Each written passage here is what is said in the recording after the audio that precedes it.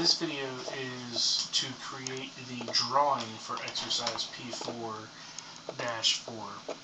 Now, the thing that we need to start to keep in mind as of this week is that all of the files that we're going to have are going to have 3 files associated with them. So what we're going to want to start to do is save things in subfolders. So the first thing I'm going to do is I'm just going to do a save as, and I'm going to make sure that I put this in a location that I'm going to be able to find everything that I need. So I'm going to create a folder called P4-4, and I'm going to save this into that folder. The next thing I'm going to do is I'm going to create a drawing file from this actual item. And to do that, what I want to do is just first go to New, Metric, and then I'm looking for the ANSI millimeter IDW, which is right here, and I'll say OK. Now, when this drawing file comes up, we're going to be able to place all of our views and get everything in that we need to get in, place any of the dimensions that are going to be necessary for the creation of the part. But I also want to start to talk about the normal convention. The normal convention is to have a top, front, and right side view for everything that you do, but we're going to start to see where that may or may not be working for everything that we're doing. So the first thing I'm going to do is I'm going to click on Base, and it's going to show me my front view. We're going to go ahead and leave it as a C-size sheet of paper. We're going to leave all of that the same. The main thing that I want you guys to do with this first exercise is just be able to start getting in here and placing the views. Now, since this object is a little bit small compared to a C-size sheet, I can change the scale right here to a 2:1.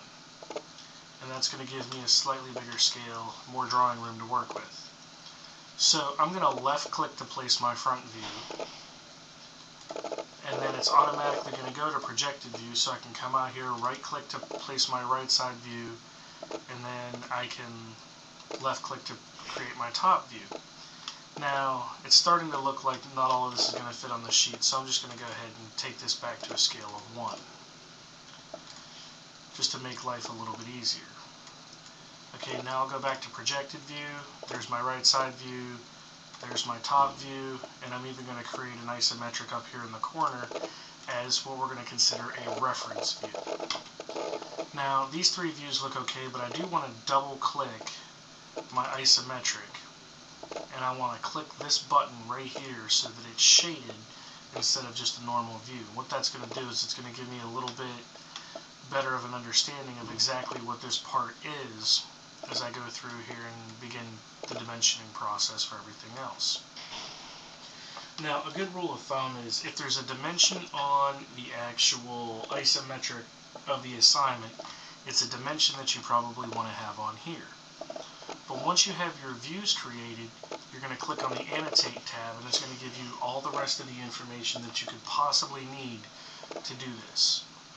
So, for example, if I want to put in some center lines, I click on right here, which is center mark, and I click the circles that I want the center lines to be applied to.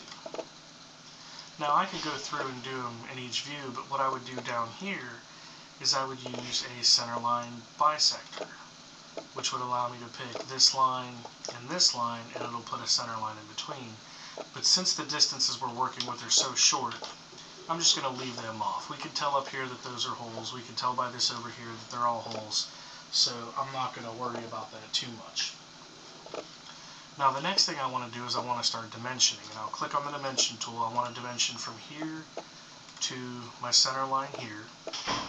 And one thing I want you to notice as you're placing dimensions, it automatically snaps in at a lot of the ANSI standard offsets. That's going to be good for us in most cases, but since I've got the room, I want to bring this one out a little bit further. So I've got my dimension that says 20. Now, this has a weird dimension in here where it actually says 2 by 30. But rather than doing a 2 by 30, I'm just going to go ahead and click my center lines and bring out this 30, and then I'll click my center lines again and bring out this 30. That way we don't have to try to figure out the 2 by 30 process or anything like that, and we want to make ssure that we keep our drawing parametric to whatever extent we possibly can. Next I'll do an overall dimension, which is going to be 100. And again, since I've got the room, I'll space them out a little bit more so that everything is nice, neat, and visible.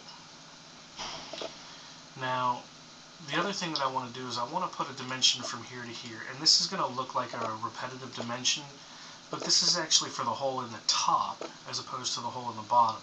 And that's not real clear over here, so I just want to make sure I've got the dimensions clearly located so that everybody can see everything that is going on. And we are only assuming at this point that everything is centered up, but by adding a dimension that's actually not in the book, we can now visually see that everything is lined up. So the only other things that I really need to put on here, I need a dimension from here to here, which will be the 20, from here down, which will be my 40, and then in taking a look, there's maybe a couple of other dimensions that I can put in here. I do want to dimension this to have a diameter of 30. I want to dimension this to have a diameter of 20. And then once I create that, I'm going to hit escape to get out of the dimension command, and I'm going to double click on it. And then I'm going to put in parentheses 3 holes, because there are 3 holes at that size. So I'll say OK to that, double click this one, 2 holes. That gets me around actually having to put a dimension on here, on this one, and on this one. Since everything is lined up and everything is ready to go, I've got most of the information that I need. Now, one thing that we're going to learn about this view pretty quickly is that this can get really complex depending upon how you do the things that you do at this point. Now, what I don't really have is a dimension from here to this center line, and that's kind of a sloppy dimension. The top view on this can get really complicated really quick if we take a look at the thing as an entirety. So what I want to do is I want to put in a distance, not to represent this, but a distance from this center line to here.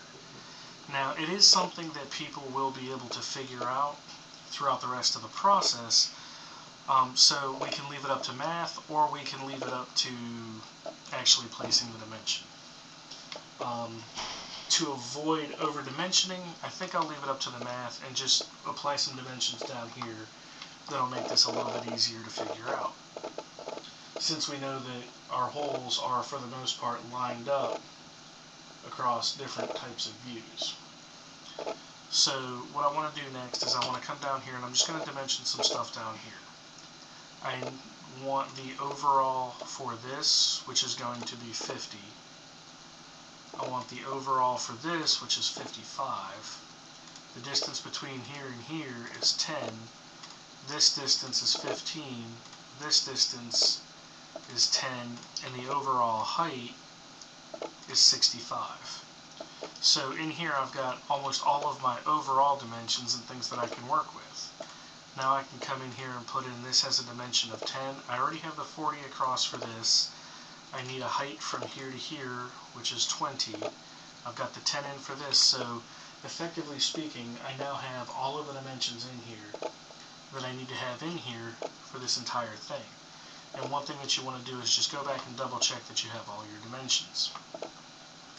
Now, I'm not saying that this is 100% right. In fact, I wouldn't be putting it up here if it was 100% right, because I want you all to figure out exactly how to dimension this object as you go through this exercise.